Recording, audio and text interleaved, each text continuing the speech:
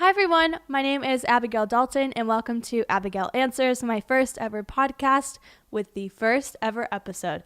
Today we are talking all things digital, photography and videography. Couple U-turns, now you're up the wrong way. On a one-way street, trying to figure out where your mind left your feet, trying to figure out how you left. So welcome to my podcast. If you are listening to this, what's up? But if you're watching this, hey, you can watch this on my YouTube at Abigail Dalton if you want to see my face and what I'm talking about. But yeah, so if you're listening, thank you so much for tuning in and let's get started. So I went on my Instagram and I asked my followers just any questions if they had anything and advice that they'd like for me to give. And I got a few responses. And so today, this is why we're talking about videography, cinematography, and photography. So many fees. Literally, though. So our first question is from Asia G on Instagram. She said, what inspires you and what are you learning? So if you don't know, I am enrolled on Full Sail University's online film bachelor's degree. Golly, I totally butchered that. So I'm a film student with Full Sail University online, which means I get to do school and work for 2.5 years, and I get a bachelor's. So I have school during the summer, which stinks, but that's okay. It gets me in my routine. So I'm currently learning producing and movie magic. It's a application, so movie magic, budgeting, scheduling, stuff like that. Just roles of a producer and making sure that films can be filmed, produced correctly. And so that's actually one thing that I love to do is producing films and just organizing everything, getting everyone squared away, knowing what their role is, and executing the best possible outcome. But what inspires me, there's a lot of things that inspire me. A big thing that inspires, like, the reason that I do what I do is definitely my faith in God, and just making everything not only tell a story, but ultimately I try to make everything about him, pointing back to him at the cross. So what inspires me also is traveling. That also inspires a lot of my music as well. I'm also a musician, if you didn't know that. So definitely traveling. And one of my favorite type of videos to make is traveling videos, because it's like upbeat and you have like fun music and it goes with it, and like the spin transitions and stuff like that. So I love editing stuff like that. So that is what inspires me and what I have been learning. The next question is from Clea Frenet. Sorry if I'm butchering that. Terrible at pronunciations. She said, what is the best inexpensive camera lens? So I thought about this, and although I don't own this lens, I've used it so many times. It is the Nifty 50, a 50 millimeter lens. It's about $100 from Target, Amazon, wherever. Or I'd recommend buying a used one, because honestly, I don't think it's worth $100. But if you could find a used one, do that. I buy most of my lenses used, because people buy lenses or they buy cameras and then they just stop doing the hobby. And so they sell it on Facebook Marketplace or they sell it back to Amazon, stuff like that. So don't be afraid to buy something used, but obviously be smart about it and request pictures. So our next question is from Abby Kaufman. And she said, go-to tips when heading out on a shoot. So I think this is something that I try to keep myself accountable to. It's just like being the most prepared, just being very professional, and no matter which setting I'm going into, whether it's a wedding or it's a small little shoot for a nonprofit, whatever it is, treating every client the same, every situation the same, every film the same, with the same attitude and that uplight, that, having a good mindset going into it, even if it's a job you may not necessarily be 100% passionate about, just knowing that you're there to capture a story. So my recommendations for going out on a shoot are to, one, always have your SD cards organized. I actually have an SD case that I bought off Amazon, I think for like $15. It's amazing. It holds 24 total SD cards. That's 12 big ones and like normal, and then 12 micro SDs. It's amazing. Go buy one. You can drop it and it will be fine. And then also just to have all your SD cards formatted or just ready to be filled up.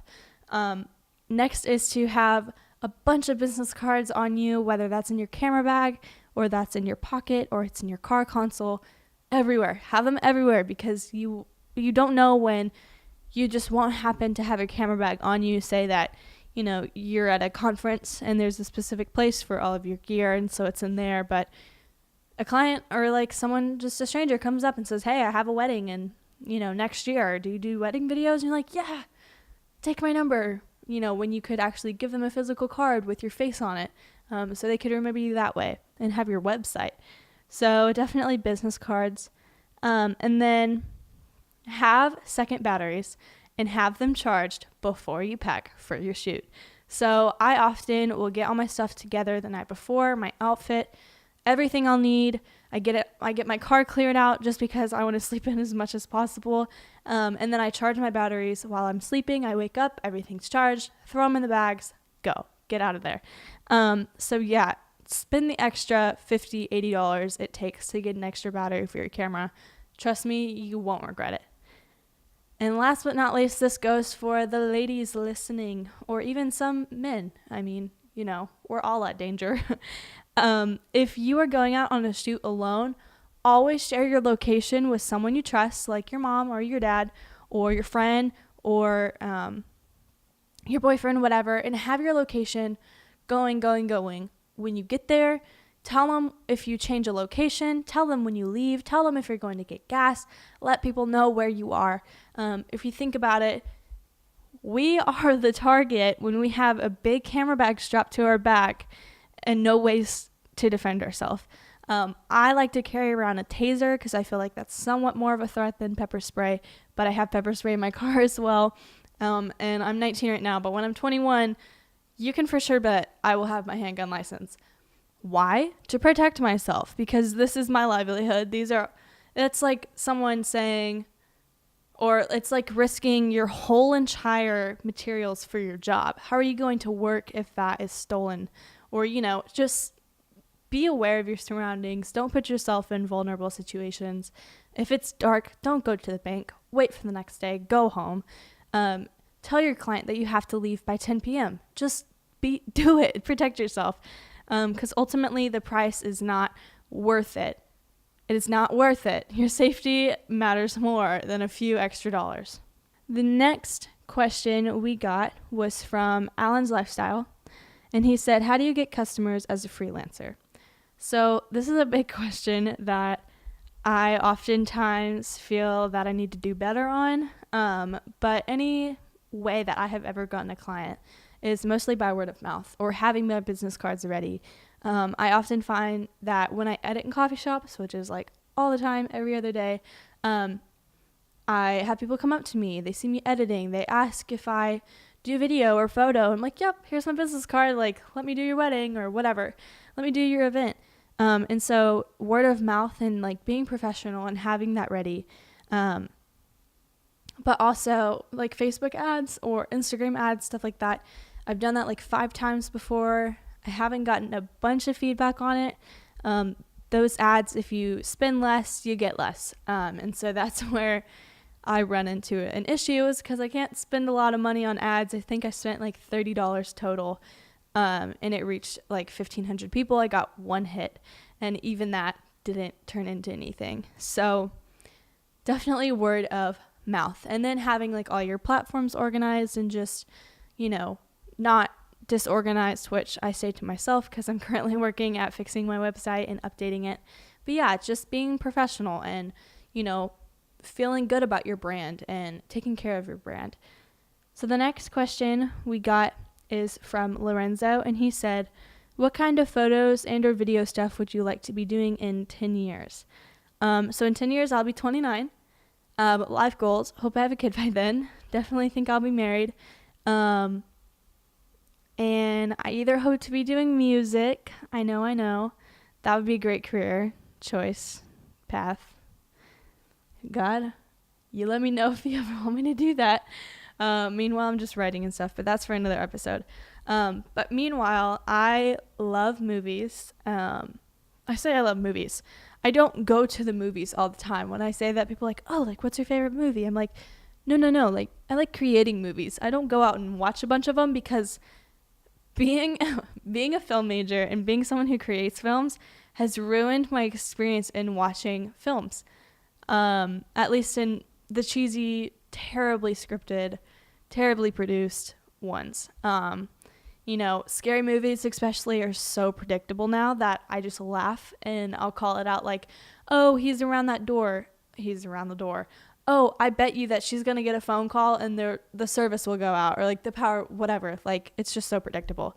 But that doesn't mean that they're not any good. But yeah, so I definitely would love to be in charge of like script writing or the cinematography or just the producing and the organizing the shoot and getting the locations and getting the actors. I love it all. And so wherever God gives me the opportunity to pursue full time, like that is what I want to be doing, is definitely like movie based and not so much client based in the terms of like videography. I want to be doing film, not video. There's a big difference there. If y'all want me to do a short episode eventually about that, let me know and I will try my best to explain it to you. And the last question we got is again from Alan's Lifestyle.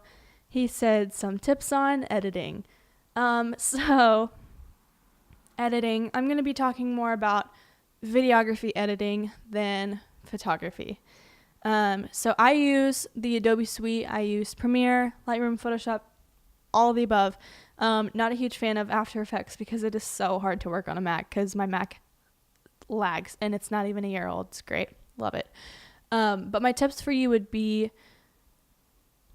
if you're trying to do Premiere, which I would recommend because that is the professional standard for a lot of places. If you're a student, get the college discount or try to find a school that provides you with that or has an elective, and maybe you can ask the teacher, hey, can I come in and like use your computer with Premiere on it, please? Or for me, I started with way back when in like 5th grade when I first started my YouTube channel. Crazy, I know. It was a different YouTube channel. Not going to say the name. It's pretty embarrassing. But I used a Toshiba laptop, and I had the Windows movie editor. Super, super like bottom line.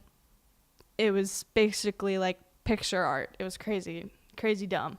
But that was also in like 2010. So we've moved up a few years. But then from there, I started using iMovie when I got my laptop in 8th grade.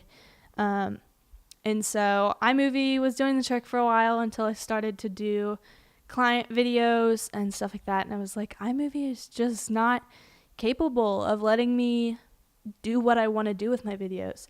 And so I downloaded the Final Cut Pro trial probably about 13 times. Not going to tell you how. It's definitely illegal. I don't do it anymore, so you can't get me for anything. But I eventually saved up to pay for the big price that it has. And then 3 months later, I joined a new company, and they gave me the entire Adobe Suite for free. Realized I waste my money with Final Cut Pro because not that many people use it, and have never touched it ever since then. So that's great. Now I, with Full Sail, that's part of my tuition is paying for the package, the yearly subscription. I actually did that before I was a college student. I paid for Photoshop every year, and that was so expensive. It was like $120 just for Photoshop. And then, of course, I had that Final Cut Pro trial. Anyways, so now I just use Premiere. And I would also recommend editing on a desktop of some sort. Those are obviously a lot faster than what a laptop can stand. I actually bought an HP Omen Windows computer last year with an i7 processor. I have a 4K monitor, and it has a bunch of SSD and RAM, so it's amazing. It is a gaming desktop. It is. But I don't game. But if you imagine, you need a lot of that processing power for running games, and you need the exact same for running video and Premiere and all those applications. And simply laptops just aren't built to support that. And so I do have the MacBook Pro, this year's release, with the i7, and it still crashes every single time I'm on it.